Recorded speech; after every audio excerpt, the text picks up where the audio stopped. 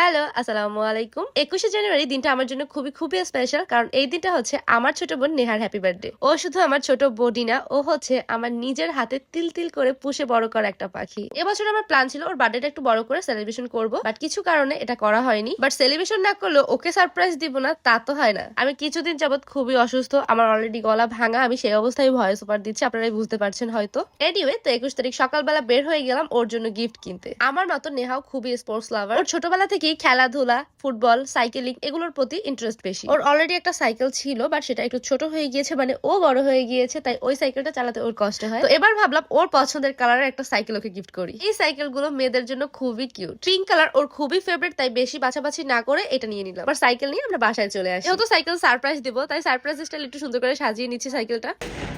But as always আমাদের কাজের থেকে বান্দরামি বেশি, এখানেও বান্দরামি চালিয়ে যাচ্ছে। ফাইনালি এখন তাকে সারপ্রাইজ দেওয়ার পালা। এরপর সবাই তাকে নিয়ে এসে চোখ বেঁধে নিয়ে যায় সাইকেলের সামনে। বাট সাইকেল দেখার পরে তার রিয়াকশনটা জাস্ট দেখেন।